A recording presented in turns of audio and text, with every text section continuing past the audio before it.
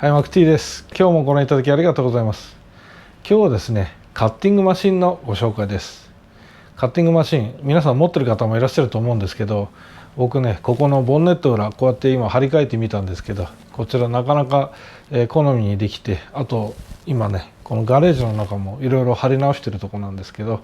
そのガレージの中とかこういったところでいろんな自分のね好きなステッカーを貼って楽しむ方法をちょっとご紹介したいなと思います。よろしかったらご覧ください。どうぞ。はい、それではですね、今日ももう張り替えてあるんですけど、こういったねいろんなパーツのメーカーさんのロゴを作ってみました。作るのは僕カッティングマシン自体は使うの初めてで、こういったデータ処理も初めてやってみたんですけど、すごく簡単で、いろんなショップさんのねウェブサイトからこのロゴあるやつをこうちょっとダウンロードして、それを加工してということでカッティングマシンで切るみたいなことをやりました。でいろんなね有名メーカーだと結構そのデータがインターネットにあるんですけど、ショップさんとかはそういったものを掲載してないし、ちょっとホームページのねトップページにちょっとあるちっちゃなロゴを使ってやってみました。なおこちらはですねこういったコピーして販売するとかそういったことは一切ございませんので、そこはご了承いただけたらと思います。勝手なコピーとか勝手な制作、それを販売することは違法ですので一切しません。これはあくまでも個人で楽しむためということでご了承いただけたらと思います。これからちょっとその作り方を紹介していきますが、割と本当ね素人でも使える感じでした。で買ったのはこちらカメオ4というシルエットしたのですね。カメオ4というマシンで結構人気があって、いろいろカッティングマシン使ってた方もこのシルエット4に切り替える方もいらっしゃるぐらい、結構使い勝手もいいし、で標準のアプリケーションも使い勝手がいいし、あとアドビのねイラストレーターとかそういったものも使えるので、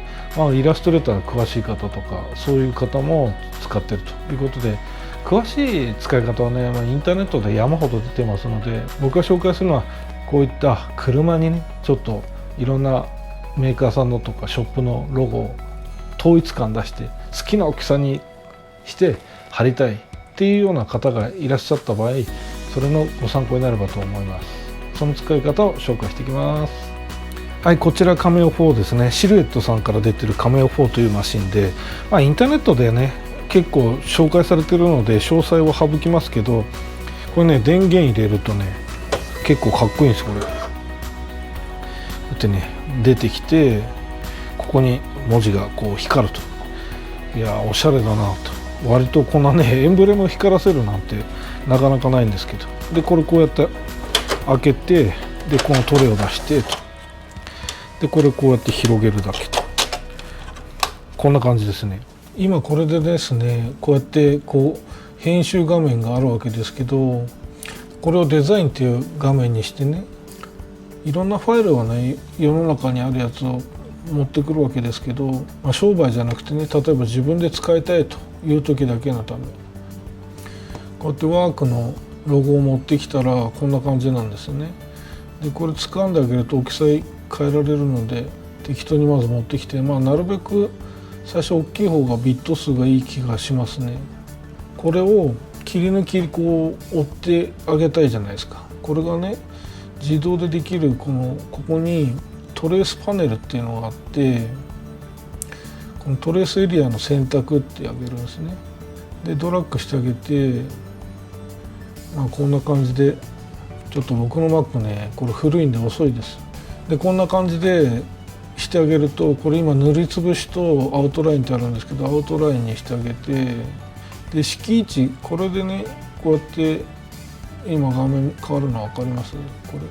れ敷位置でこのカットエリアが変わるわけですね。この色の変化のところを敷位置でピックアップしてるので、これってでこうやって拡大していって見た時にある程度つながってるなというところで、例えばこれが敷位置減らしていくと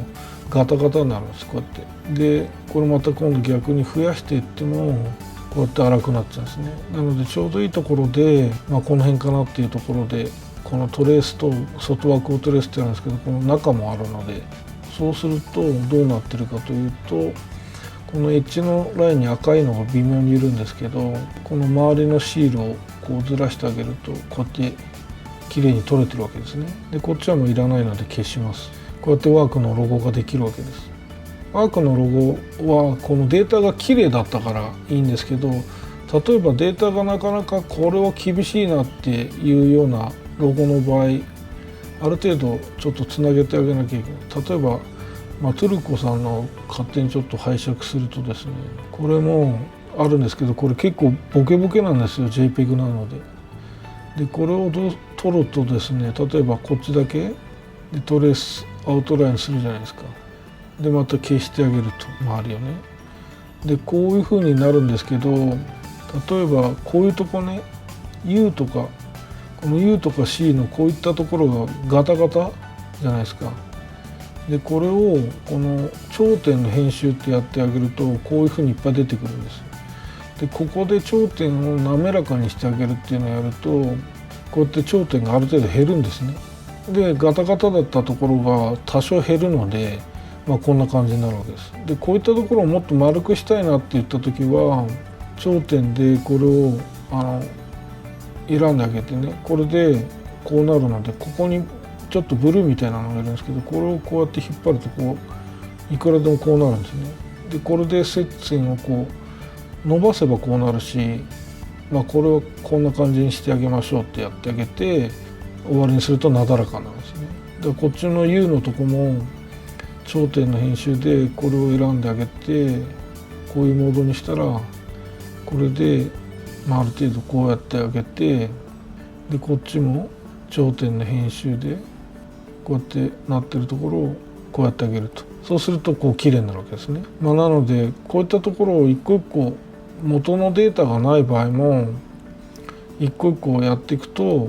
ある程度この移動もできますしね。今これで使うのとこ間違えちゃったんであれですけど、これを掴むとこの点が動いちゃうので、こっちね、このブルーの方、これをこう変えるとこう変わるんですよ。なのでこういったことをやっていけば比較的滑らかな線になるわけですね。でこれが終わったら、頂点の編集終わったらですね、また矢印にしてあげてこうなるんですけど、これをつながってないとこもあるので、これがつながってないようなデータを編集した場合はね、選んだ状態でこの結合パスを接続っていうのがあるんですけど、これ例えばね、さっきやった例えばスティーレさんのこれスティーレさんのデータとかも本当ガタガタで何にもないような状態トレースしてあげるとどうなるかっていうと、スティーレさんのデータなんだともう全然ガタガタになったりするわけですね。もともとがね、もう超ちっちゃいロゴなんで。でこうなっちゃうんですよ。でこれいくら式位置を変えてあげてもなかなか綺麗にならないですよね。で反転のこの拠点こっちを上げてもちょっとガタガタじゃないですか。ガタガタでもしょうがねえやっていうところでとりあえずトレースしてこうなっちゃうんですね。でかなりガタガタでしょこれ。これもかなりガタガタなんですけど、これで、この辺も全く読めない。とりあえずこっちだけ使いたいんだけど、これでもガタガタすぎるねって言った時に、さっきの頂点の編集とかでこういっぱいある頂点をこれである程度削除してあげると、こうやって滑らかになるわけです。逆に滑らかになる分その元の文字が変わっちゃいやすいとこもあるので、これは一概に全部やるといいのかどうかっていうとこもあるんですけど、一応これでね、なんとなく読めるかなと。でこっちはいらない場合、ここねいらないデータだった場合はここだけを消すこともできるですね。今これ1個になっちゃってるので結合パスを取ってあげて、こうやって分解してあげてこうしてあげると。であとここにもねこういったつながりがあったところ、これも編集で切って直す方法があるんですけど、例えばこれでこんな状態でここだけをちょっとつなげたいなっていう時、ここ消しゴムで消してあげてね、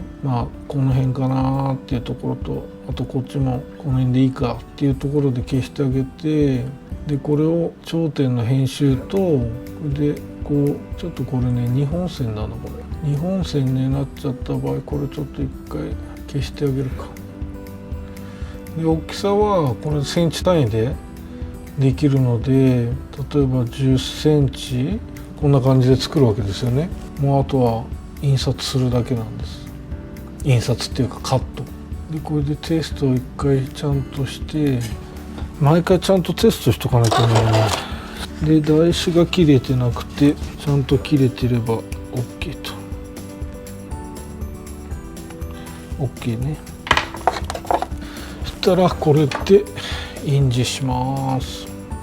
結構ね音大きいですよこれ。家で夜やるんだとちょっとうるさいかもしれない。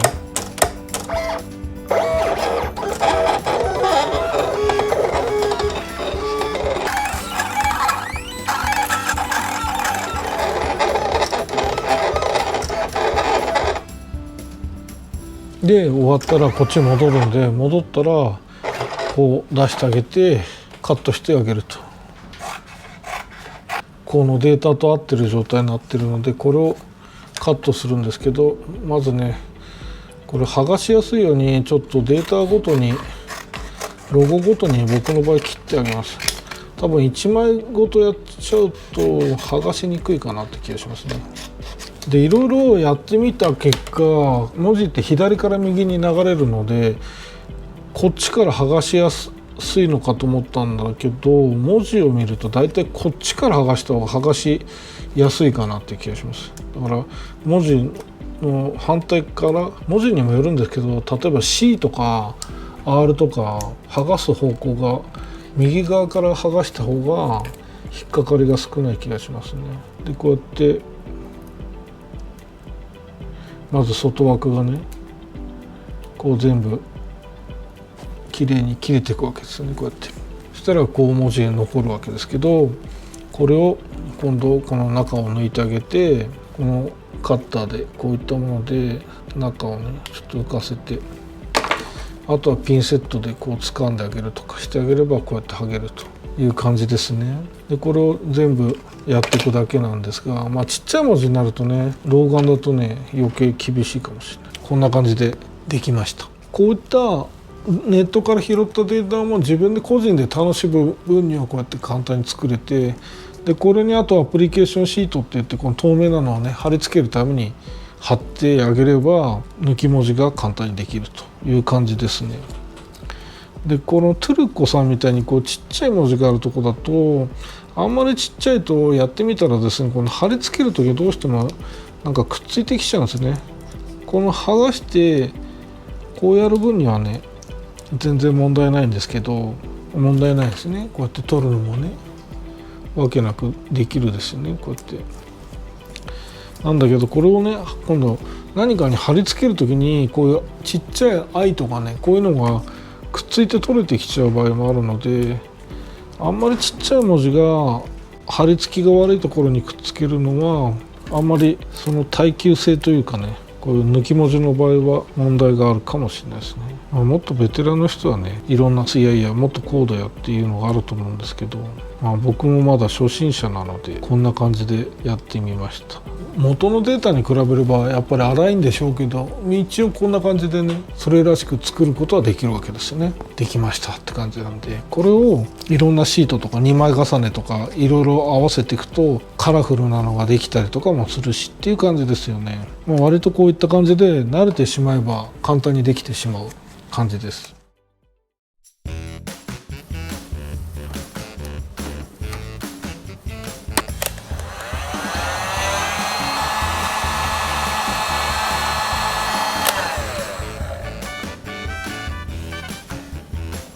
コンパーまで落ちるかな。汚れか日焼けか。汚れでね、よかった、消えた。せっかくだから外すか。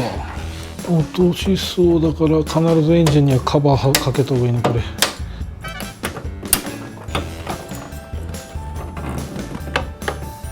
エンジンの上には養生しとかないと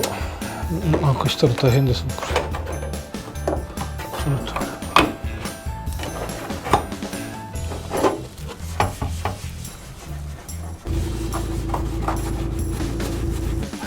適当に貼り付け